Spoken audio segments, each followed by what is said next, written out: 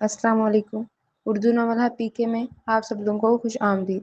آج ہم ناول پڑھیں گے دل کی دہلیز پر، جسے لکھا ہے شازیہ جمال طارق نے۔ چلیں جی سٹارٹ کرتے ہیں۔ آج کپڑے دھو لیتی ہوں، کل پھر پورا دن امی کے ہاں گزاروں گی۔ دانیہ نے سر اوپر اٹھا کر صاف چمکتے آسمان کو دیکھا اور واشنگ مشین لگانے کی اجازت طلب کرنے ساس کے کمرے میں چلی آئی۔ وہ فون پر کسی سے محض گفتگو تھی، بات کرنے کا انداز، چہرے کے تاثرات بتا رہے تھے کوئی بہت ہی خاص قسم کی بات ہے۔ دانیہ وہیں قدرے فاصلے پر بیٹھ کر ان کے فارغ ہونے کا انتظار کرنے لگی۔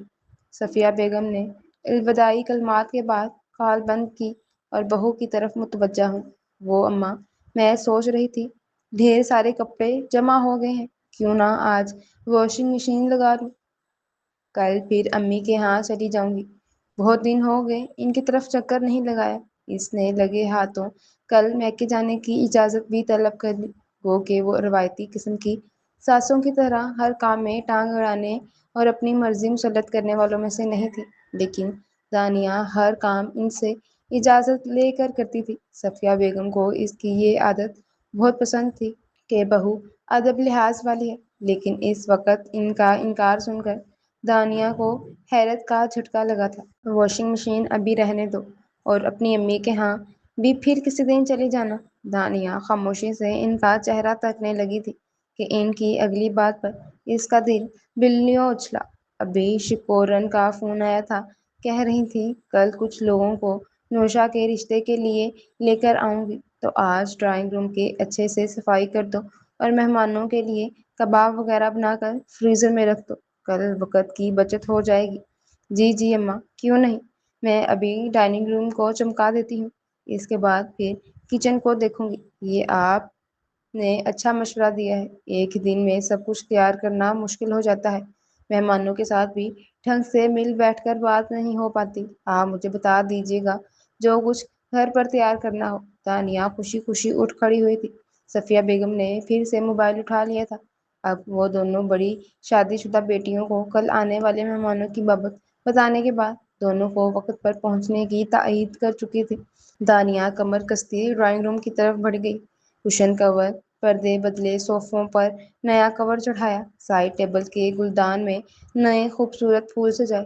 نوشابہ کے رشتے کا سن کر اس کے اندر بجلی سی بھر گئی تھی۔ منٹوں میں اس نے ڈرائنگ روم کا نقشہ بدل ڈالا تھا۔ ایک مطمئن نگاہ چاروں اور ڈالتی، دروازہ بند کرتی وہ کچن میں آ گئی تھی۔ دوپہر کے کھانے کی تیاری کے ساتھ ساتھ وہ کل مہمانوں کے لیے پیش کیے جانے والے آئٹمز کے بھی مسالہ جات کرتی اور تیار کرتی فریج میں رکھتی جا رہی تھی۔ کیا بات ہے بھابھی، بہت خوش لگ رہی ہیں۔ وہ بہت مگن ہو کر کام کر رہی تھی جب اچانک نوشابہ نے عقب میں آ کر ایک طائرانہ نگاہ پورے کچن کو دوڑائی اور پھر وہیں اندر تک اترتی نگاہ دانیہ کے چہرے پر آ کر ٹک گئی تھی۔ نہیں تو ایسی تو کوئی بات نہیں ہے، دانیہ نے سنبھل کر جواب دیا۔ خیر خوش تو آپ ہیں، نہ بتانا چاہیں تو اور بات ہے۔ اس کے سامنے سے چلی ہوئی گاجر اٹھا کر کندھے اچکاتی وہ کچن سے باہر چلی گئی تھی۔ دانیہ نے سکون کی سانس لی۔ نوشابہ کی اپنے آس پاس موجودگی اسے الجھن اور گھٹن میں مبتلا کر دیتی تھی۔ بڑی دونوں شادی شدہ نندوں کے مقابلے میں نوشابہ اس کے لیے صحیح معنوں میں روایتی نند ثابت ہوتی تھی۔ شکیبہ آپا بھری پوری سسرال میں بیاہ کر گئی تھیں، ان کے اپنے سسرالی جھمیلے ختم ہونے کا نام نہیں لیتے تھے۔ ہفتہ دن بعد میکے آتی بھی تو سسرالی قصوں کی گٹھری سر پر اٹھا کر، جس میں سے ایک کے بعد ایک ہنستا رلاتا گدگداتا قصہ برآمد ہوتا۔ صفیہ بیگم کے ساتھ ساتھ دانیہ بھی ہمہ گوش ہو کر ان کے قصے سنتی، ورنہ شکیبہ آپا تو توجہ نہ دینے پر خفا ہو جاتی۔ صاحبہ آپا من موجی طبیعت کی مالک تھیں، خوش لباس، خوش گفتار، خوش خوراک۔ جب بھی میکے آتی نیا تازہ ہار کچھ سنتی کچھ سناتی، فرمائشی کھانا بنوا کر خوب ڈٹ کر کھاتی اور ہنستی مسکراتی اپنے شوہر اور بچوں کے ساتھ واپس لوٹ جاتی۔ میکے کے معاملات میں دونوں ہی دخل اندازی نہیں کرتی تھیں، جبکہ نوشابہ ان دونوں کے الٹ تھی، گھمنڈی، بدلحاظ، حاکمیت پسند۔ پورے گھر پر اس کا کنٹرول تھا۔ ابا کی وفات کے بعد سلیمان نے سارے گھر کا باڑا اپنے کندھوں پر اٹھا رکھا تھا۔ وہ دونوں بہنوں سے چھوٹا لیکن نوشابہ سے بڑا تھا۔ اس کے باوجود نوشابہ کبھی بڑے بھائی کے روپ میں نہیں آئی تھی، بلکہ ابا کے گزر جانے کے بعد سلیمان نے چھوٹی بہن کے لاڈ اٹھانے میں کوئی کسر نہیں چھوڑی تھی۔ اس لیے نوشابہ ہمیشہ سر چڑھ کر بولتی۔ دانیہ کو تو اس نے دانتوں چنے چبوا رکھے تھے۔ ایف اے کے بعد ہی اس نے ترین کو خیر آباد کہہ دیا تھا۔ گھر کے کاموں سے کوئی خاص دلچسپی نہیں تھی، البتہ دانیہ پر خوب حکم چلاتی۔ صفیہ بیگم سادہ مزاج تھی اور سلیمان صلاح جو نرم ہو۔ اس کے لیے نوشابہ کی ہر زیادتی پر دانیہ صبر کے گھونٹ بھر کر رہ جاتی۔ اسے لگتا جس دن نوشابہ نامی کانٹا اس کی زندگی سے نکل گیا، اس کی زندگی باغ و بہار بن جائے گی۔ گو کہ یہ اتنا آسان مرحلہ نہیں تھا، لیکن کچھ تو امید بندی تھی۔ خیر تو ہے، آج میری بیگم بہت خوش لگ رہی ہے۔ رات کو وہ کچن سمیٹ کر اپنے کمرے میں آئی تو سلیمان معمول کی طرح اس کا انتظار کر رہا تھا۔ دانیہ نے سائڈ ٹیبل پر اس کے چائے کا کپ رکھنے کے بعد بے اختیار اپنے چہرے پر ہاتھ پھیرا۔ کیا واقعی نوشابہ کے اس کے گھر سے چلے جانے کی خوشی اس کے چہرے سے جھلکنے لگی تھی؟ لگتا ہے آج نوشی سے کوئی کھٹ پٹ نہیں ہوئی۔ سلیمان نے چائے کا کپ اٹھاتے ہوئے اسے چھیڑا تو وہ خفگی بھری نگاہوں سے اسے دیکھتی بیڈ پر بیٹھ گئی تھی۔ آپ تو یوں کہہ رہے ہیں جیسے روز میں آپ کے سامنے اس کی شکایتوں کے دفتر کھول کر بیٹھ جاتی ہوں۔ وہ تو جب مجھے میری برداشت سے زیادہ آزماتی ہے تب میں آپ کے سامنے اپنے دل کا بوجھ ہلکا کر لیتی ہوں۔ اس وقت بھی میرا مقصد آپ سے اس کی شکایت لگانا نہیں ہوتا۔ اس کی آواز بھرا گئی تھی۔ سلیمان بوکھلا گیا۔ ارے ارے، میں تو یوں ہی مذاق کر رہا تھا، تم سیریس ہو گئی۔ کپ سائڈ پہ رکھا، وہ ایک دم سیدھا ہو بیٹھا۔ پاگل، اس کے سر کو اپنے سر کے ساتھ ہولے سے ٹکرایا۔ یہ اس کا موڈ ٹھیک کرنے کا انداز تھا۔ دانیہ نے گہری سانس لی۔ خوش تو واقعی میں ہوں، لیکن نہ جانے کیوں دل کو دھڑکا سا لگا رہتا ہے۔ یہ خوشی مجھے اتنی جلدی راس نہیں آنے والی۔ دانیہ نے دل ہی دل میں سب خیر کی دعا مانگی۔ صبح دونوں آپاؤں کا اپنے بچوں سمیت تیار شیار ہو کر ہاتھ ہمکنا نوشابہ کو چونکا گیا۔ اسی وقت کچن سے اٹھتی اشتہا انگیز کھانوں کی مہک چاروں اور پھیلنے لگی تھی۔ اماں، آج آپ نے پھر کن نمونوں کو گھر بلا لیا ہے؟ وہ سیدھی ماں کے سامنے جا کھڑی ہوئی تھی، جو اس وقت خود بھی نیا نکور جوڑا پہنے، مہندی سے رنگے بالوں کو سلیقے سے باندھے مہمانوں کے استقبال کے لیے مکمل تیار بیٹھی تھی۔ نمونے نہیں، اچھے خاصے لوگ ہیں، شکورن بتا رہی تھی۔ لڑکا سرکاری عہدے پر بہت اچھی نوکری کرتا ہے، بہت خوشحال کھاتے پیتے لوگ ہیں۔ اماں کا اطمینان آج قابل دید تھا۔ لیکن اوہو نوشی، باقی کے سوال جواب بعد میں کر لینا، ابھی جا کر اچھے سے تیار ہو جاؤ، وہ لوگ بس پہنچنے ہی والے ہوں گے۔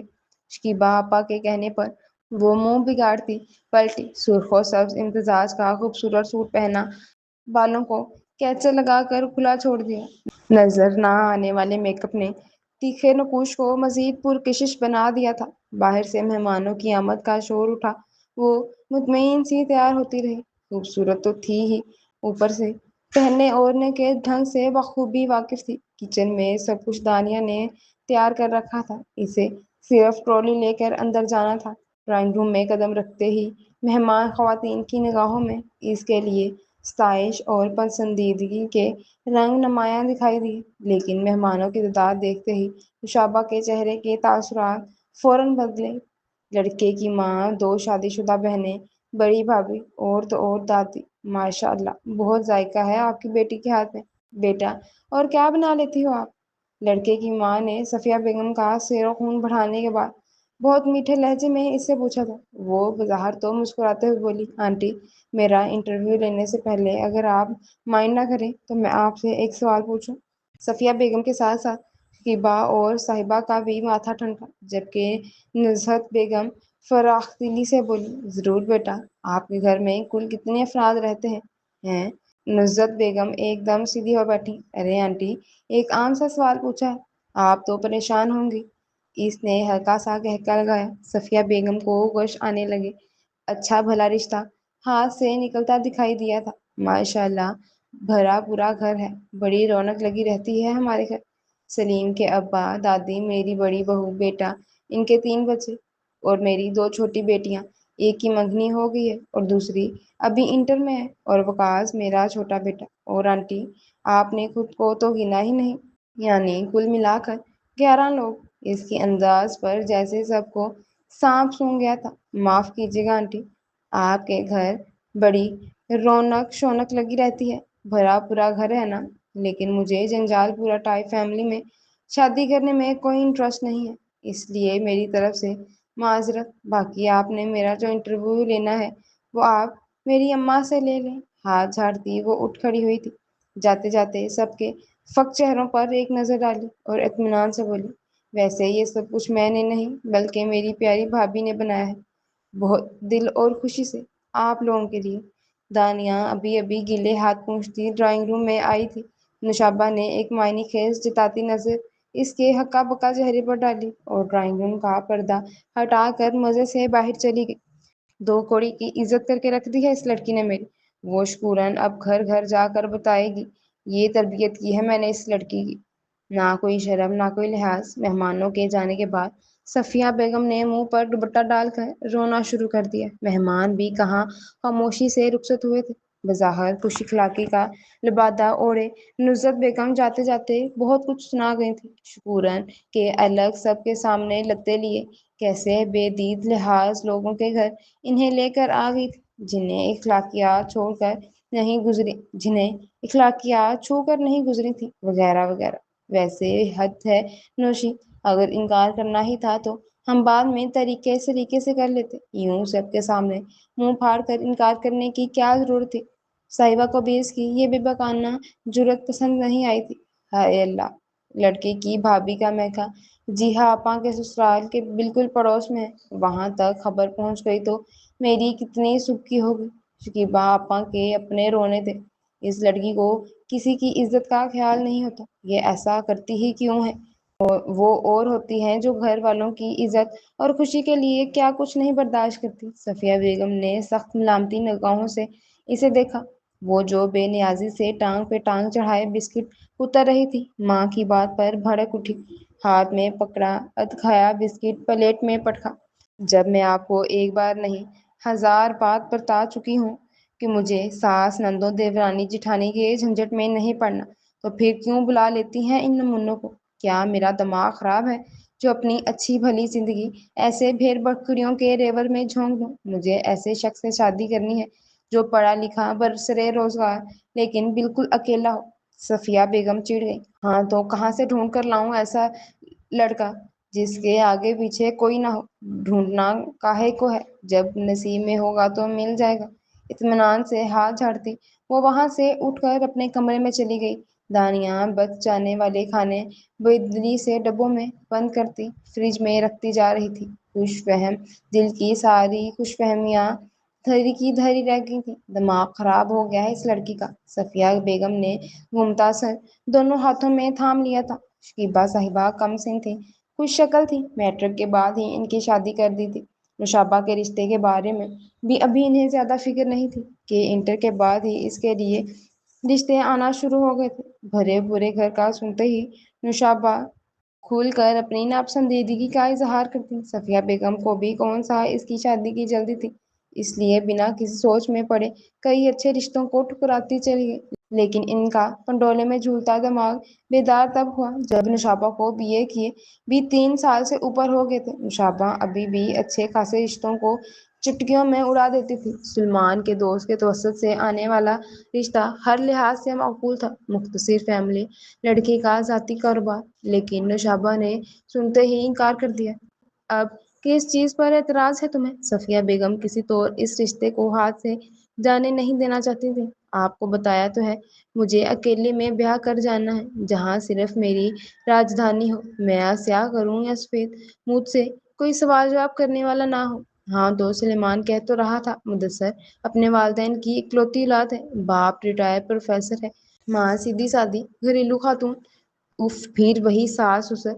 نوشابہ چڑی۔ صفیہ بیگم نے ہول کر اسے دیکھا، کچھ خدا کا خوف کرو، اگر تمہاری جیسی سوچ رکھنے والی 2-4 اور اس روئے زمین پر بیدار ہو جائیں تو بیٹوں کے سر صحرا سجانے کا برسوں پرانا خواب بننے والی مائیں تو جیتے جی مر جائیں گی۔ صفیہ بیگم کو اب معاملے کی سنجیدگی کا احساس ہوا۔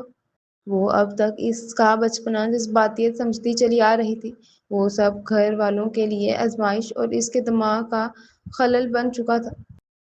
صفیہ بیگم کی صحیح معنوں میں راتوں کی نیندیں حرام ہو چکی تھیں۔ اب تو آس پڑوس خاندان والے بھی پوچھنے لگے تھے کہ نشابہ کو کیوں گھر بٹھا کر رکھا ہے۔ ہاتھ پیلے کر کے رخصت کرنے کی عمر گزرتی جا رہی ہے۔ کیا سوچ رہی ہیں اماں؟ دانیہ نے ساس کے لیے چائے کا کپ بنایا اور ان کے پاس آ بیٹھ گئی۔ نوشی کے بارے میں سوچ رہی تھی، انہوں نے کب اس کے ہاتھ سے لے لیا تھا۔ ایک بات کہوں آپ سے؟ بہو کے اجازت طلب انداز پر وہ استفہامیہ نگاہوں سے اسے دیکھنے لگی۔ آپ کی پریشانی بجا ہے، لیکن پریشان ہونے سے پریشانیوں کا حل نہیں نکلتا۔ آپ کو اپنی حکمت عملی بدلنی پڑے گی۔ صفیہ بیگم ٹھٹکی۔ کھل کر کہو بہو، کیا کہنا چاہتی ہو؟ صاف اور سیدھی بات ہے اماں، ماننا کہ نشابہ جوان ہے، خوبصورت ہے، لیکن کب تک رہے گی؟ خبر بھی نہیں ہوگی یہ جوانی اور خوبصورتی بند مٹھی سے ریت کی مانند پھسل جائے گی، تب ہاتھ ملنے کے سوا کوئی چارہ باقی نہیں رہے گا۔ میری ماں نے تو اس روز شورن جو رشتہ بتا رہی تھی، نشابہ کے علم میں لائے بغیر سلیمان کو اعتماد میں لے کر چھان بین کروا لیں، چپکے سے خود جا کر لڑکا اور گھر بار دیکھ کر اگر رشتہ معقول لگے تو ہاں کر دیں۔ شکورن خالہ تو کہہ رہی تھی لڑکا اپنی بوڑھی نانی اور کنواری بہن کے ساتھ رہتا ہے، اپنا الیکٹرک اسٹور چلاتا ہے، ذاتی گھر ہے، اور کیا چاہیے؟ نشابہ سے فی الحال یہی کہہ دیں کہ لڑکا اکیلا رہتا ہے، آگے پیچھے کوئی نہیں، بات کی بعد میں دیکھی جائے گی۔ آپ نے اگر سب کچھ اسی طرح نشابہ پہ چھوڑے رکھا تو بس پھر ہو چکی اس کی شادی۔ وہ تو نادان ہے، ہمیں ہی کچھ سمجھداری سے کام لینا چاہیے۔ صفیہ بیگم کے چہرے پر قائل ہونے والے تاثرات ابھرے تھے۔ بہو کی بات ان کے دل کو لگی تھی۔ کہہ تو تم ٹھیک رہی ہو، تو پھر واقعی ایسا کروں میں؟ ان کی سادہ لوہی پر اس وقت دانیہ کو پیار آ گیا تھا۔ بالکل اماں، اب یہی ایک راستہ چاہیے۔ اور ایک بات، اور ان کے کان کے قریب جھک کر بولی، جس دن لڑکی والوں میں سے کسی نے نشابہ کو دیکھنے آنا ہو، اس دن آپ شکیبہ آپا اور صاحبہ آپا کو مت بلوائیے گا، ورنہ نشابہ کو شک ہو جائے گا۔ شکورن خالہ سے بھی کہہ دیں کہ ساتھ آنے کی کوئی ضرورت نہیں۔ ایسا میں اس لیے کہہ رہی ہوں کہ کہیں اس بار بھی بات بننے سے پہلے ہی نہ بگڑ جائے۔ صفیہ بیگم کو بہو کی نیت اور فہم و فراست پر کوئی شک نہیں تھا۔ انہوں نے فوراً اس کی ہاں میں ہاں ملائی تھی۔ دانیہ نے کھل کر اطمینان بھری سانس لی۔ یوں نہ سہی تو یوں ہی سہی۔ بیرونی دروازے پر ہونے والی مخصوص دستک سن کر اس نے بھاگتے ہوئے پورا دروازہ وا کر دیا۔ وہ دروازہ کھولنے سے پہلے پوچھ تو لیا کرو۔ ظہیر نے اندر قدم رکھتے ہوئے نرمی سے اسے لپٹا، لیکن اس کے چہرے پر نظر پڑتے ہی ٹھٹک گیا۔ تم رو رہی ہو؟ سب ٹھیک تو ہے نا؟ بھیا، نانی؟ اس کی آنکھیں جھلک پڑی تھیں۔ کیا ہوا ہے نانی کو؟ وہ فوراً ان کے کمرے کی جانب لپکا۔ لحاف میں دبکی نانی آہٹ پر جاگ گئی تھی۔ کیا ہوا ہے نانی کو؟ آپ ٹھیک تو ہیں؟ وہ تشویش سے بولا۔ ان کے بستر کے کنارے ٹک گیا، نانی کی جھریوں زدہ ماتھے پر ہاتھ رکھا تو ہلکا سا بخار محسوس ہوا۔ بالکل ٹھیک ہوں میں، بس ذرا سی سردی لگ رہی تھی، اور یہ جھلی اس نے آتے ہی تمہیں بھی پریشان کر دیا۔ نانی نے روئی صورت لیے کھڑی حمدہ کو دیکھا، جس کے آنسو پھر سے چھلکنے کو تیار تھے۔ چڑیا سا دل ہے اس لڑکی کا۔ نانی کے ہلکی سے خفگی لیے لہجے میں اس کے لیے ڈھیر سارا پیار پنہاں تھا۔ گڑیا جاؤ، نانی کے لیے کھانے میں کچھ لے آؤ، پھر میں ان کو ٹیبلٹ دوں گا۔ معمولی سی حرارت ہے، دیکھنا ابھی ٹھیک ہو جائیں گی، تم پریشان مت ہو۔ بھائی کے دھاڑس بند آنے پر وہ فوراً کمرے سے نکل کر کچن میں آ گئی تھی۔ کھچڑی گرم کر کے پلیٹ میں نکالی، یخنی کا پیالہ بھی ٹرے میں رکھ لیا۔ ٹرے اٹھا کر کمرے میں آئی تو وہ نانی کے پاؤں دبا رہا تھا۔ بہت فکر لگی رہتی ہے مجھے اس کی، ڈر لگتا ہے اس کی معصومیت سے۔ یہ دنیا بہت ظالم ہے، کیسے سامنا کرے گی اس کا؟ مقابلہ کرنا تو دور کی بات ہے۔ نانی کے لہجے میں تو فکر سا کھل گیا تھا۔ ظہیر نے اس کے ہاتھ سے ٹرے لے لی اور نانی کو کھچڑی کھلانے لگا۔ حمدہ اپنا اور اس کا بستر لگانے لگی۔ جب بھی نانی کی طبیعت خراب ہوتی، ظہیر ان کے ساتھ ہی اسی کمرے میں سو جاتا۔ بھائی کی موجودگی نے اسے پرسکون کر دیا تھا۔ تکیے پر سر رکھتے ہی اس کی آنکھیں بند ہونے لگی تھیں۔ آپ نے بھی تو زندگی بھر اسے اپنے پروں میں چھپائے رکھا۔ 2 قدم کے فاصلے پر پڑوس میں اکیلے جاتے اس کی ٹانگیں کانپنے لگتی ہیں، کوئی اونچی آواز میں بات کرے تو یہ رونے بیٹھ جاتی ہے۔ آپ کی حد سے احتیاط بھری محبت نے اسے چڑیا بنا کر رکھتی ہے۔ ظہیر اب انہیں سوپ پلا رہا تھا۔ ہاں، بہت بڑی غلطی ہوگی۔ اب سوچتی ہوں اس عمر میں لڑکیاں کیسے پٹر پٹر بولتی ہیں، اپنی منواتی ہیں، ضد کرتی ہیں، شوخیاں، شرارتیں، اسے زمانے کی سرد و گرم سے بچانے کے چکر میں بالکل ہی محدود کر کے رکھ دیا ہے گھر کی چار دیواری کے اندر۔ باہر نکلتی تو دنیا کے تیور دیکھتی، اپنا برا بھلا سمجھتی، فیصلے لیتی، یوں چھوٹی چھوٹی باتوں کے لیے مجھ پر اور تم پر انحصار نہ کرتی۔ نانی نے اس کی معصوم بے خبر چہرے پر ایک ملال نظر ڈالی۔ ایک طرح سے تو آپ نے بالکل ٹھیک کیا نانی، باہر کی دنیا میں نیرا گند بھرا ہے، گلیز نظریں، واہیات باتیں، فضول دوستیاں۔ اچھا ہوا جو اس نے دنیا کے رنگ ڈھنگ نہیں دیکھے۔ ظہیر نے خالی پیالی تپائی پر رکھ دی۔ نانی کے چہرے پر ابھی بھی تفکر کا جال سا بجھا تھا۔ ان کی سوچ میں ڈوبی آواز ابھری، لیکن میں سوچتی ہوں مجھے کچھ ہو گیا تو اس کا کیا ہوگا؟ اللہ آپ کو سلامت رکھے، اس طرح کی باتیں مت کیا کریں۔ ظہیر نے انہیں دعا کھلانے کے بعد کمبل اڑایا اور خود ساتھ والی چارپائی پر آ کر لیٹ گیا۔ کچن میں خستہ خستہ پراٹھوں کی مہک پھیلی ہوئی تھی۔ حمدہ نے چولہا سنبھال رکھا تھا۔ ظہیر چوکی گھسیٹ کر بیٹھ گیا اور ڈٹ کر ناشتہ کرنے لگا۔ چونکہ دن کو کھانا کھانے گھر نہیں آتا تھا، اس لیے صبح کو بھرپور ناشتہ کر کے اپنے اسٹور پر جاتا۔ نانی بھی آہستہ سے چھڑی کے سہارے چلتی کچن میں آ گئی تھی۔ ان کی طبیعت پہلے سے بہت بہتر لگ رہی تھی۔ نانی آپ کے لیے ڈبل روٹی سیک دوں؟ حمدہ پوچھنے لگی۔ نانی نے اس بات میں سر ہلایا، پھر ظہیر کی طرف متوجہ ہو گئی۔ ظہیر تم شادی کر لو بیٹا۔ ان کی غیر متوقع بات پر ظہیر کا منہ کی طرف مگ لے جاتا ہاتھ تھم گیا۔ یہ آپ کیا کہہ رہی ہیں نانی؟ آپ اچھی طرح جانتی ہیں میں پہلے حمدہ کے فرض سے سبکدوش ہونا چاہتا ہوں۔ اس سے پہلے میں اپنے بارے میں سوچ بھی نہیں سکتا۔ اپنی شادی کے ذکر پر حمدہ بری طرح سرخ پڑ گئی تھی۔ سوچا تو میں نے بھی یہی تھا بیٹا، لیکن آج کل اچھے رشتے بھلا اتنی آسانی سے کیسے ملتے ہیں؟ کسی ایسے ویسے کے ہاتھ اسے رخصت کرنے سے بہتر ہے پہلے تمہاری شادی کر دوں۔ میری زندگی کا کوئی بھروسہ نہیں، تم سارا دن گھر سے باہر اپنے کام میں مصروف ہوتے ہو، مجھے کچھ ہو گیا تو یہ کیلی کیسے رہیں گی گھر میں؟ نانی کی بات خاموشی سے سنتا وہ چائے کی چسکیاں لیتا رہا۔ ایک سے بھلے تو تمہاری بیوی آ جائے گی تو تمہیں بھی اس کی طرف سے بے فکری رہے گی، ورنہ اس کے اکیلے پن کا خیال تمہیں ستاتا رہے گا، اپنے کام پر بھی توجہ نہیں دے پاؤ گی۔ نانی آپ تو یوں کہہ رہی ہیں جیسے خدا نخواستہ آج ہی آپ اس جہاں فانی سے کوچ کرنے والی ہیں۔ وہ ہلکے پھلکے لہجے میں کہتا اٹھ کھڑا ہوا تھا۔ بات کو ٹالو مت ظہیر، میں کون سا عمرے خزر لکھوا کر آئی ہوں؟ اچھا ابھی تو میں اسٹور سے لیٹ ہو رہا ہوں، واپسی پر اس موضوع پر تسلی سے بات کریں گے، ابھی آپ اپنا ناشتہ کریں، ٹھنڈا ہو رہا ہے۔ وہ ڈبل روٹی اور چائے کی طرف اشارہ کرتا باہر نکل گیا تھا۔ ہائے اللہ بھیا کی شادی! حمدہ پرجوش سی دونوں ہاتھ مسلتی رگڑتی نانی کے قریب آ بیٹھی۔ کتنا مزہ آئے گا نانی، بھیا کی شادی ہو جائے گی، ان کی بیوی آئے گی، میری بھابھی، میری دوست۔ وہ بچوں کی طرح خوش ہو رہی تھی۔ نانی ناشتہ کرتی مسکرائی گئی۔ ظہیر نے اپنے تئیں تو اس وقت انہیں ٹال دیا تھا۔ وہ حقیقتاً چاہتا تھا پہلے حمدہ کو اس گھر سے عزت کے ساتھ رخصت کرے، اس سے پہلے وہ اپنے بارے میں سوچنا بھی گناہ سمجھتا تھا، لیکن نانی کے پاس لگتا تھا یہی ایک موضوع رہ گیا ہے۔ اٹھتے بیٹھتے اس کی شادی کا ذکر چھیڑ دیتی۔ اب تو حمدہ بھی ان کے ساتھ مل کر ان کی زبان بولنے لگی تھی۔ ظہیر کے پروں پر پانی نہ پڑتے دیکھ کر ایک دن نانی سچ مچ خفا ہو کر کھانے سے منہ موڑ بیٹھی تھی۔ حمدہ کے ہاتھ پاؤں پھولنے لگے۔ ظہیر بے بس ہو گیا، تو میں سمجھوں تمہارے نزدیک میری خواہش کی کوئی اہمیت نہیں؟ آپ حکم کریں نانی، ابھی اپنی جان نکال کر آپ کے سامنے پیش کر دوں۔ اس نے محبت سے ان کے بوڑھے جھڑیوں زدہ ہاتھ تھام لیے۔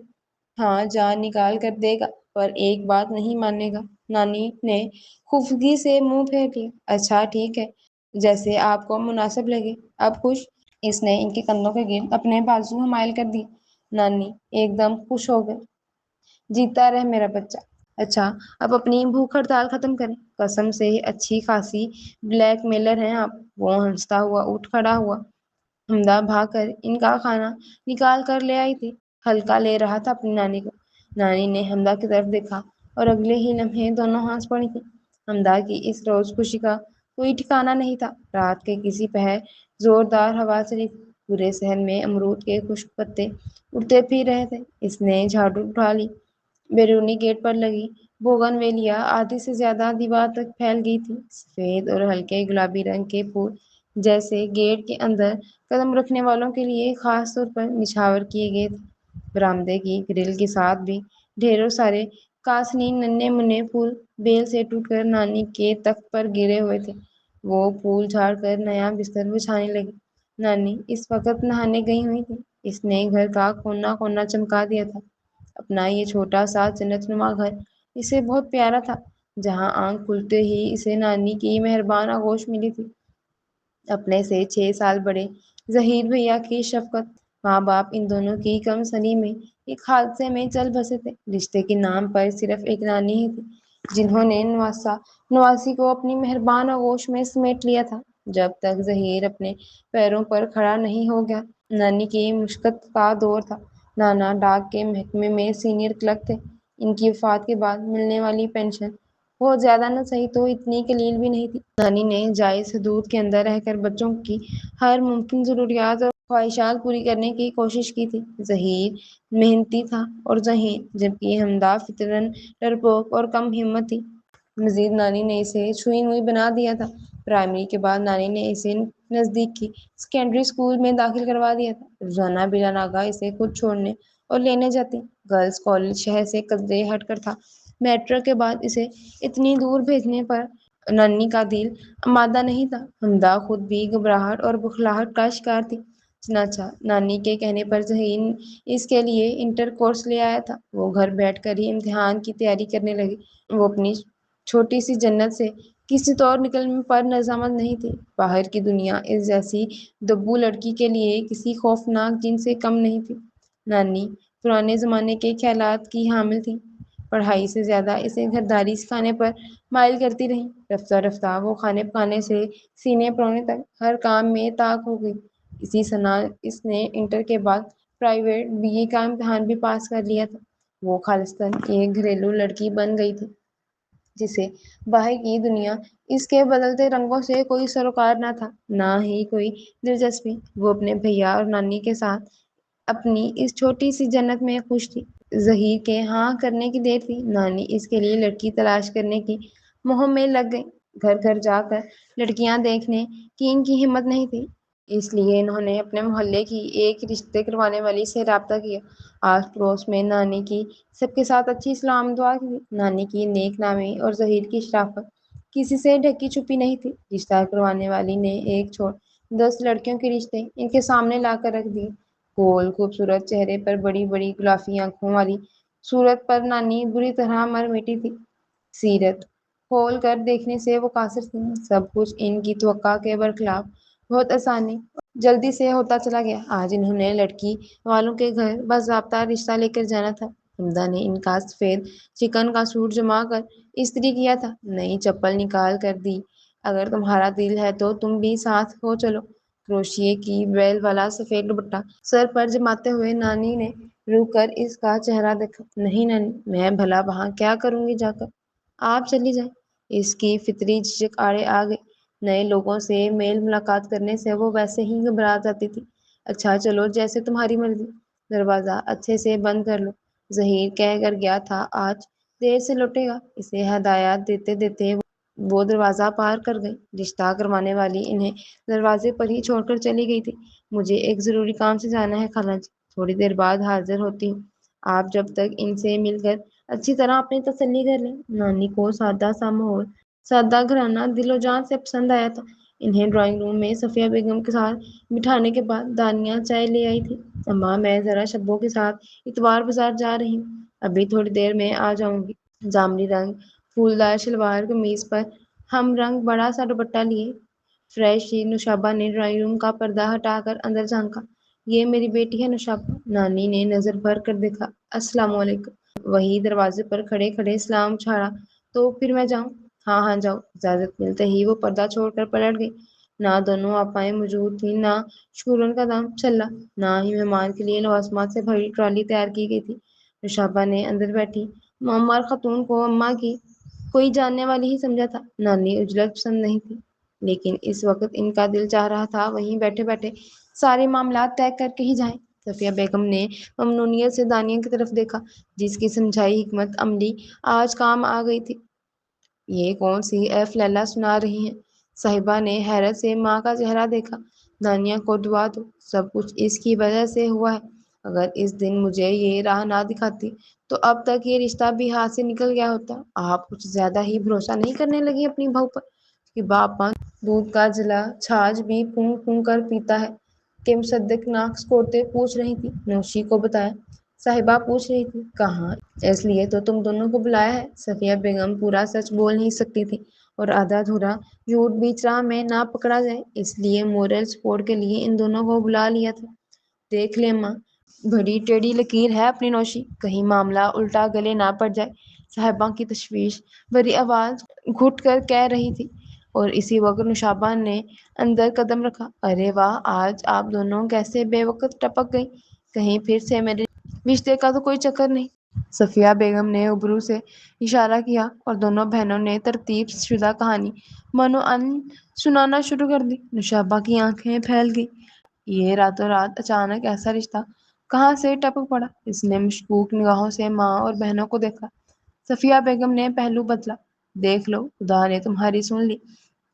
صاحبہ نے مورچہ سنبھال لیے۔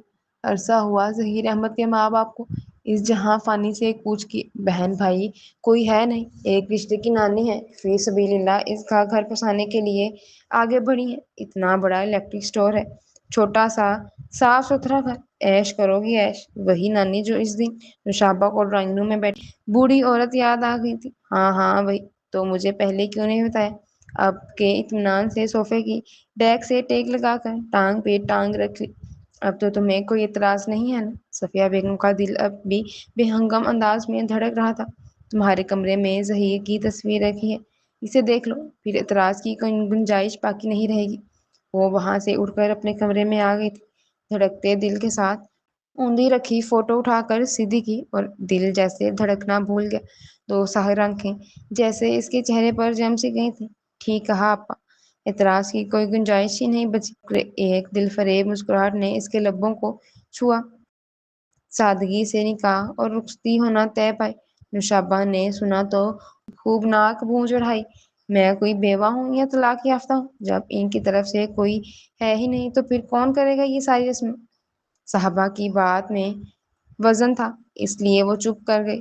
بری کے لیے بھی اچھی خاصی رقم انہیں دی گئی کہ وہ اپنی مرضی سے خریداری کر لیں۔ دیکھ لیں، اب اگر ہوتی ظہیر کی چھڑیل نمایاں بہنیں تو کیا وہ مجھے اپنی مرضی سے سب خریدنے دیتی؟ بھاری میرون کام دار لہنگا پیک کرواتی نوشابہ گردن اکڑا کر بولی۔ شرم کرو، تم بھی ماں بہنوں والی ہو۔ شکیبہ آپا نے اسے لتاڑا اور وہ ڈٹائی سے ہنس دی۔ اس نے ایک ایک چیز اپنی مرضی سے اور پسند سے خریدی تھی۔ سرشاری کا احساس اس کی رگ رگ سے پھوٹ رہا تھا۔ خوبصورت تو وہ تھی ہی، دلہن بن کر اور کیا منٹا رہی تھی۔ کیا بات ہے ماں، کوئی بات کرنی ہے کیا؟ اس نے کئی بار صفیہ بیگم کو اپنی جانب تعجب سے دیکھتے محسوس کیا، جیسے وہ کچھ کہنا چاہتی ہوں لیکن کہہ نہ پائی ہوں۔ صفیہ بیگم گہری سانس کھینچتی اس کے قریب آ بیٹھی۔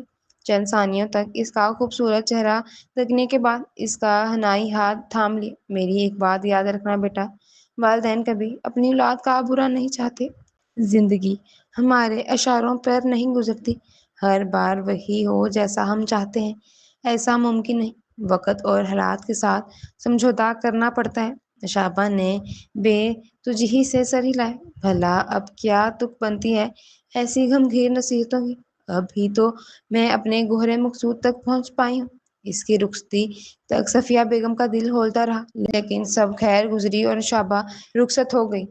ایسی بھی کیا سادگی، اور کچھ نہیں تو دو چار پھولوں کی لڑیاں ہی لٹکا دیتے، کم سے کم پتہ تو چلتا نئی نویلی دلہن کا کمرہ ہے۔ وہ ناک چڑھائے تنقیدی نگاہوں سے کمرے کا جائزہ لے رہی تھی۔ نانی ابھی ابھی اٹھ کر باہر گئی تھی، نہ جانے کیا کیا بولتے رہی۔ نوشابہ نے درخواست نہ جانا منہ بولی۔ نانی کو لگتا ہے کچھ زیادہ ہی سر پر چڑھا رکھا ہے محترم نے۔ ان کے اٹھ کر جانے کے بعد اس نے ناقوت سے سر جھٹکا، تب ہی دروازے پر ہلکا سا کھٹکا ہوا۔ ظہیر احمد اندر آ گیا تھا۔ نوشابہ کا دل پہلی بار ایک نئی لے پر دھڑکا۔ وہ اس کے عین سامنے آ بیٹھا تھا۔ مدھم کلون کی مہک نوشابہ کو اپنی حواسوں پر سوار ہوتی محسوس ہوئی تھی۔ کیسی ہو؟ اس سوال پر اس نے ذرا کی ذرا نگاہیں اٹھا کر دیکھا۔ سامنے بیٹھا شخص بلا کا جاذب نظر تھا۔ ٹھیک ہوں۔ اس نے نگاہ جھکا لی تھی۔ ظہیر مدھم سا مسکرایا۔ میں کوئی لمبی چوڑی تمہید باندھنا ضروری نہیں سمجھتا۔ اتنا ضرور کہوں گا کہ میں ہر رشتہ خلوص اور پوری ایمانداری سے نبھانے کا قائل ہوں۔ میری زندگی میں بہت کم لوگ ہیں جو مجھے بے حد عزیز ہیں، بلکہ اگر کہوں مجھے اپنی جان سے بھی زیادہ پیارے تو کچھ بے جان نہیں ہوگا۔ نوشابہ نے پہلو بدلا۔ کم سے کم وہ شادی کی رات اپنے شوہر کے منہ سے یہ سب نہیں سننا چاہتی تھی۔ وہ تو سمجھ رہی تھی اس پر نظر پڑتے ہی وہ اس کے حسن کے سامنے چاروں شانے چت ہو جائے گا۔ اس کی تعریفوں میں ربط الاحسان ساری دنیا کو فراموش کر بیٹھے گا۔ لیکن وہ تو کچھ اور ہی کہہ رہا تھا۔ امی اور ابا کی وفات کے بعد نانی نے اپنا تن من دھن سب کچھ ہم دونوں پر لٹا دیا۔ آپ کی منہ بولی نانی؟ اچانک نوشابہ کے لبوں سے نکلا۔ ظہیر نے چونک کر اسے دیکھا، پھر سر جھٹک کر ہلکا سا ہنس دیا۔ ارے نہیں، میری سگی نانی، بالکل اصلی والی۔ نوشابہ کا دماغ بھگ سے اڑا۔ حمدہ تو اس وقت بہت چھوٹی تھی۔ نانی کو ہی اپنی ماں سمجھتے رہی اور نانی نے بھی ہمیں کبھی ماں کی کمی محسوس نہیں ہونے دی۔ حمدہ؟ نوشابہ نے الجھ کر اسے دیکھا۔ حمدہ النساء، میری چھوٹی لاؤبالی بہن، ہمارے آنگن کی چڑیا، ہماری آنکھوں کی روشنی۔ نوشابہ ٹکر ٹکر اس کی شکل دیکھے گی جس کے چہرے پر بہن کے ذکر سے ہی جیسے روشنی سی پھوٹ پڑی تھی۔ بہت معصوم اور سادہ ہے۔ دراصل نانی نے اسے نوشابہ کا دماغ سائیں سائیں کرنے لگا۔ یہ کون سی کہانی سنا رہا تھا؟ تو میرے ساتھ دھوکا ہوا ہے۔ اس کے اندر لاوا سا پکنے لگا۔ اس کی اندرونی حالت سے بے خبر ظہیر کہہ رہا تھا، تمہیں اس گھر میں کوئی تکلیف کوئی تنگی نہیں ہوگی نوشابہ، نہ ہی میں اپنی ذات سے کبھی تمہیں کوئی دکھ پہنچنے دوں گا۔ تم سے صرف اتنی سی گزارش ہے کہ نانی اور حمدہ کو ہمیشہ اپنا سمجھنا، ان کے خلاف کبھی کوئی قدوت مت رکھنا۔ نوشابہ کا دل چاہ رہا تھا ابھی سب کچھ چھوڑ چھاڑ کر وہاں سے اٹھ کر بھاگ جائے، گھر جا کر ایک ایک کا گریبان پکڑ لے جنہوں نے اس کے ساتھ دھوکا کیا تھا، اسے بے وقوف بنایا تھا۔ لیکن نوشابہ نہ تو بے وقوف ہے، نہ ہی اپنے ساتھ دھوکا کرنے والوں کو معاف کرتی ہے۔ حساب تو دینا ہوگا۔ یہ تمہاری رہنمائی۔ وہ اس کا ہاتھ تھامے اس کی انگلی میں خوبصورت سی انگوٹھی پہنا رہا تھا۔ ویسے تمہاری خوبصورتی کے بارے میں جو سنا تم اس سے بڑھ کر ہو۔ کوہنی کے بل ذرا سا نیم دراز وہ مخمور لہجے میں بول رہا تھا۔ نوشابہ کے لیے اب یہ تعریف کوئی اہمیت نہیں رکھتی تھی۔ اس کے اندر آگ سی بھڑک اٹھی تھی۔ جاؤ جاؤ، شاباش، شرما کیوں رہی ہو؟ بھائی کا وہی کمرہ ہے جہاں تم روز سینکڑوں بار آتی جاتی رہتی تھی۔ دروازے کے باہر سے نانی کے پچکارنے کی آواز آئی۔ پھر حمدہ ناشتے کی ٹرے لیے جھجکتی ہوئی اندر آ گئی تھی۔ آ گئی میری فاختہ، میں بھی کہوں آج اپنے بھیا کا ناشتہ کیسے بھول گئی۔ ڈریسنگ ٹیبل کے سامنے نم بالوں میں کنگھا پھیرتا ظہیر اسے دیکھ کر شفقت سے گویا ہوا۔ اس نے سلام کر کے ٹرے میز پر رکھ دی تھی۔ ایک جھجکتی ہوئی نظر بیڈ پر بیٹھی بھابھی پر ڈالی جس کے اندر اس پر نگاہ پڑتے ہی جوار بھاٹا اٹھنے لگا تھا۔ بیٹھو، تم کہاں چل دی؟ ناشتہ نہیں کرو گی؟ میں ناشتہ نانی کے ساتھ کر چکی ہوں بھیا، یہ آپ لوگوں کے لیے ہے۔ بھابھی کی خاموشی لیکن اندر تک اترتی عجیب سی نظروں سے خائف ہوتی وہ جلدی سے باہر آ گئی تھی۔ میل لائی اپنی بھابھی سے؟ کیسی لگی؟ وہ سیدھی نانی کے کمرے میں چلی آئی تھی۔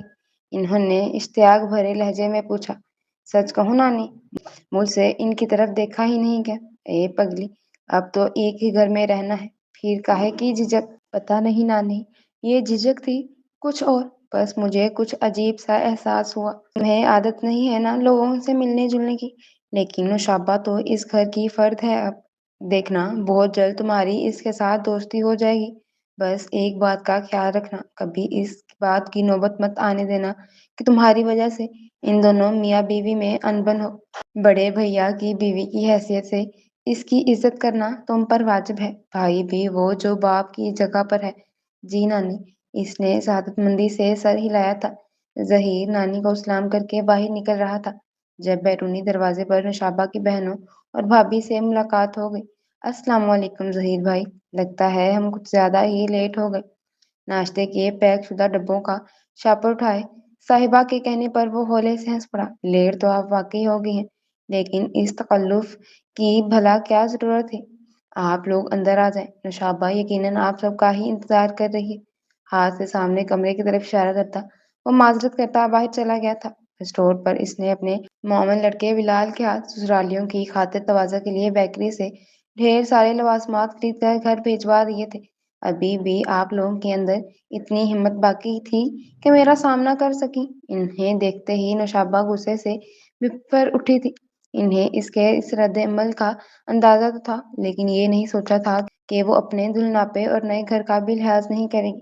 دیکھو نوشابہ، ہم نے صرف تمہارا بھلا چاہا، آپ سب نے مل کر مجھے بیوقوف بنایا۔ سب کی ملی بھگت تھی نا یہ؟ اس کی باپا کی بات کاٹ کر وہ چلائی۔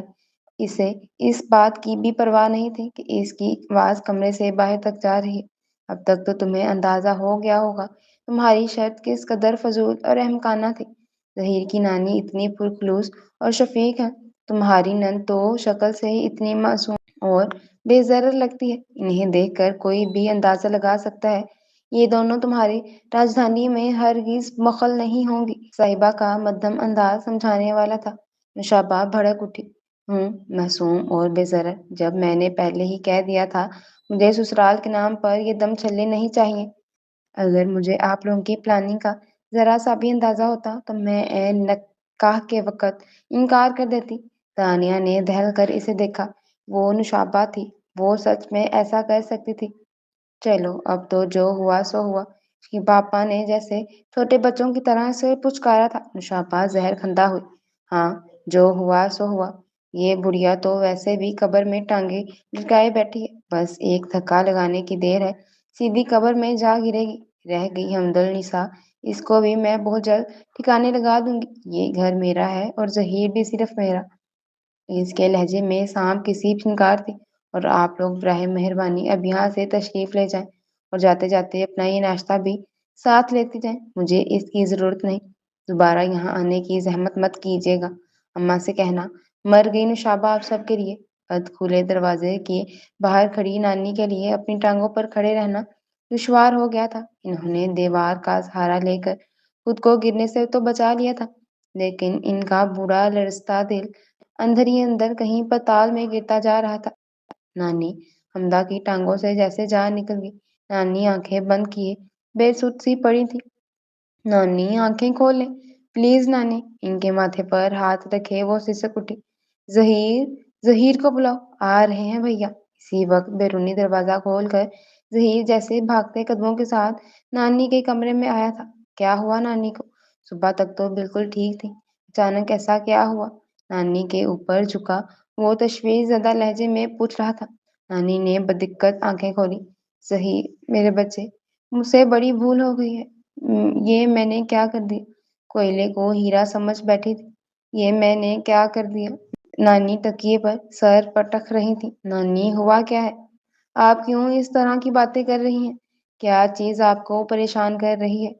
نانی بہت مضبوط اعصاب کی مالک تھی، وہ پہلی بار انہیں یوں ٹوٹ کر بکھرے دیکھ رہا تھا، اور انہیں یوں بکھرتے دیکھنا دونوں بہن بھائی کے لیے بہت تکلیف تھا۔ نوشابہ کہاں ہے؟ جاؤ اس کو بلا کر لاؤ۔ ظہیر کے کہنے پر حمدہ نانی کے سرہانے سے اٹھی تو انہوں نے اس کا ہاتھ تھام کر روک دیا۔ میری بات سنو ظہیر، یہ حمدہ ہے، تمہاری چھوٹی بہن، معصوم اور پاک، کبھی مت بھولنا یہ۔ انہوں نے دوسرے ہاتھ سے ظہیر کا مضبوط ہاتھ تھامنے کی کوشش کی تھی۔ ایسا کیوں کہہ رہی ہیں؟ وہ اونچا لمبا مرد رونے کو ہو گیا۔ یہ کبھی مت بھولنا۔ نانی نے آنکھیں بند کر کے ٹانگیں سیدھی کر لی تھی۔ نانی، حمدہ کی دلخراش چیخوں نے زمین آسمان کو ہلا کر رکھ دیا تھا۔ دروازے کے بیچ کھڑی نوشابہ نے دل ہی دل میں سکون بھری سانس لی۔ خس کم جہاں پا نانی چلی گئی تھی اسے روتا بلکتا چھوڑ کر، اور وہ جو اس کی آنکھوں میں ایک آنسو تک نہیں آنے دیتی تھی، اب اس کے بلک بلک کر رونے پر بھی آنکھیں مندی بے حس و حرکت پڑی رہی۔ کیسی سبز قدم بہو ہے، آتے ہی نانی بیچاری کا سر لے گئی۔ نشابہ آس پڑوس والیوں سے تعزیت وصول کر رہی تھی۔ اڑتے اڑتے تبصرے بھی اس کی سماعت تک پہنچ رہے تھے۔ وہ اب مشکل ضبط کیے بیٹھی رہی۔ سب کی ہمدردیاں حمدہ کے لیے تھیں، جو پتھرائی آنکھیں لیے دیوار سے ٹیک لگائے بیٹھی تھی۔ ایک ایک کر کے سب اس کے سر پر ہاتھ رکھ کر دلاسا اور دعائیں دیتی اٹھ کر چلی گئی تھی۔ نہ جانے کتنا وقت بیت گیا جب ظہیر گھٹنوں کے بل اس کے قریب آ بیٹھا۔ حمدہ، بھیا، نانی۔ وہ ایک بار پھر سسک اٹھی تھی۔ چلو شاباش، اٹھو یہاں سے۔ وہ اسے باہوں کے گھیر میں لیے کمرے میں لے آیا تھا۔ کچھ کھلایا اسے؟ اس نے نوشابہ سے پوچھا تو وہ جزبز ہوتے بولی، میں نے تو بہت کوشش کی لیکن یہ تو کچھ کھانے کو تیار ہی نہیں ہوئی۔ حمدہ کے دل میں کسی نے زور سے چٹکی کاٹی۔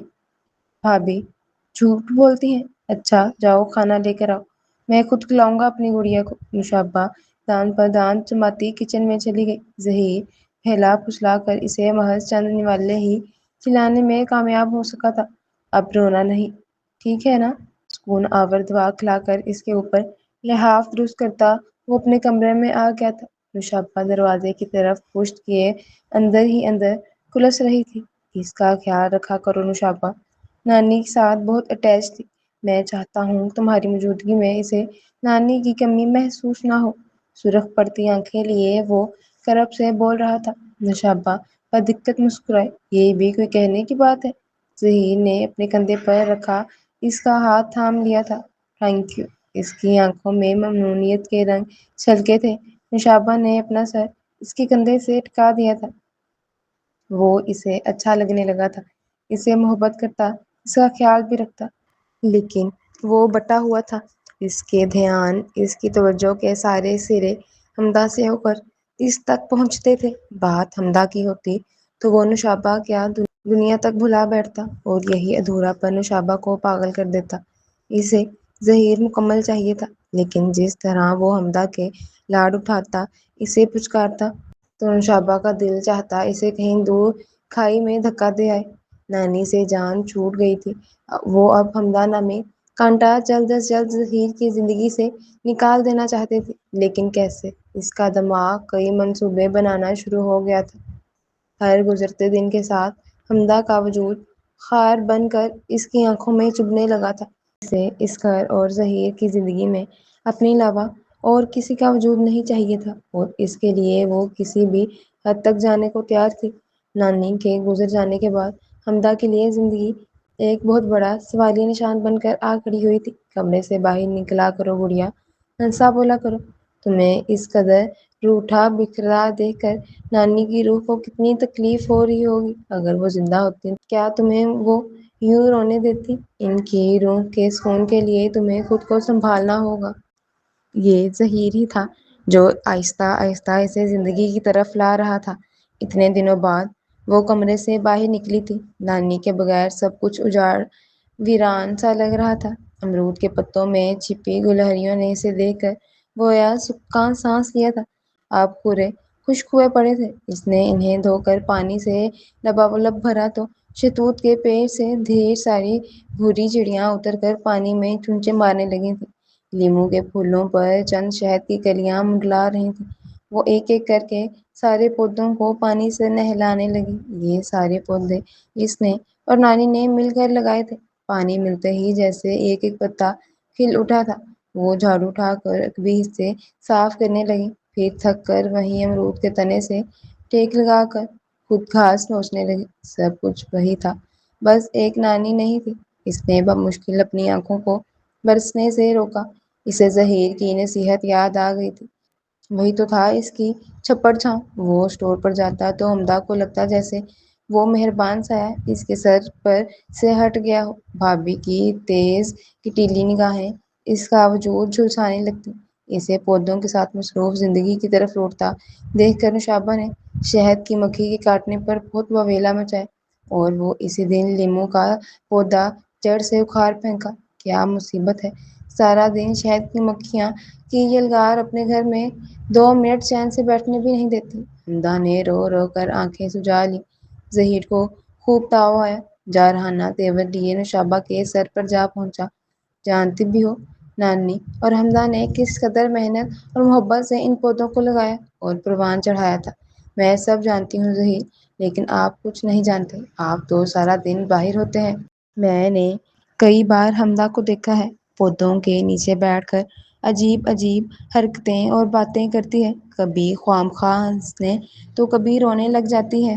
میں نے کئی بار ٹوکا بھی، لیکن اس وقت یہ اتنی محمود الحواس ہو رہی ہوتی ہے کہ میری کوئی بات اسے سمجھ میں ہی نہیں آتی۔ لڑکی ذات ہے ظہیر، خدا نخواستہ کوئی سایہ وغیرہ۔ میری ماں نے تو یہ پودے وغیرہ کٹوا دیں۔ حمدہ کی زندگی اور ذہنی صحت سے بڑھ کر کچھ اہم نہیں ہونا چاہیے ہمارے لیے۔ نوشابہ بولتی رہی۔ ظہیر لب بھینچے پیشانی مسلتا رہا، اور پھر کھلی کھڑکی میں ساکت کھڑی حمدہ نے دیکھا۔ اس کا گلستان اجڑ رہا تھا، گلہریاں حواس پختہ تھیں، تنکا تنکا جوڑ کر بنایا جانے والا آشیانہ ٹوٹ کر بکھر رہا تھا۔ چڑیاں دیر تک شور مچاتی رہی تھیں۔ سنو، کہاں تک پڑھا ہے تم نے؟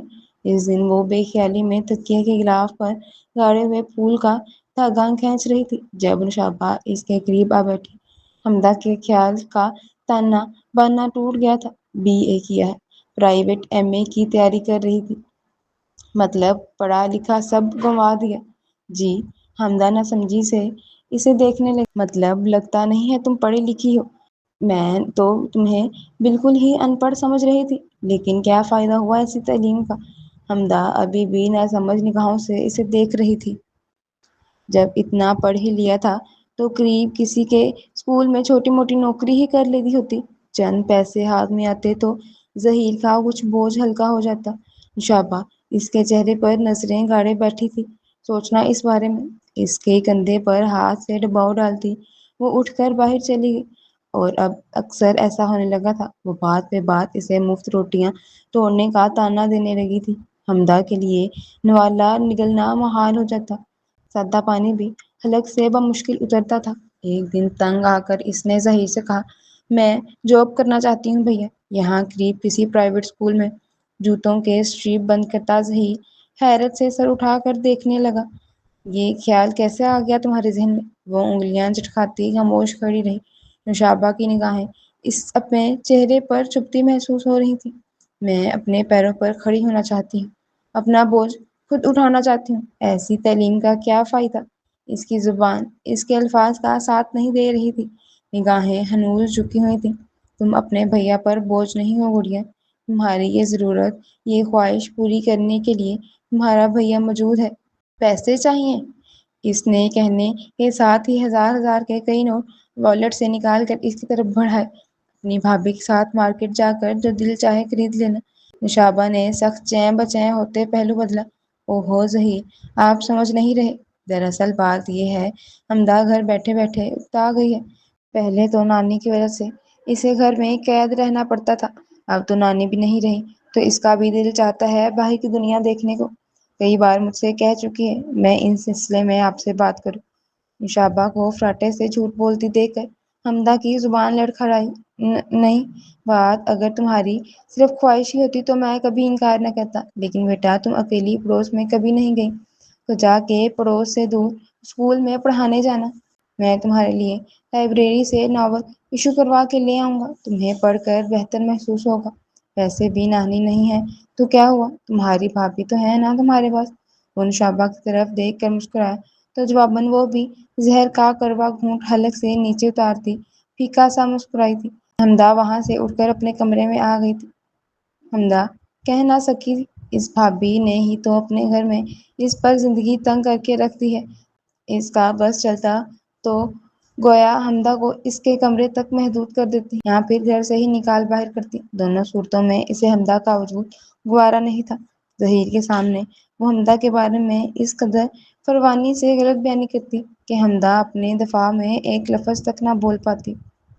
اس کی کم ہمتی اس کی سب سے بڑی کمزوری ثابت ہو رہی تھی۔ نوشابہ اس کی کمزوری کا خوب فائدہ اٹھاتی۔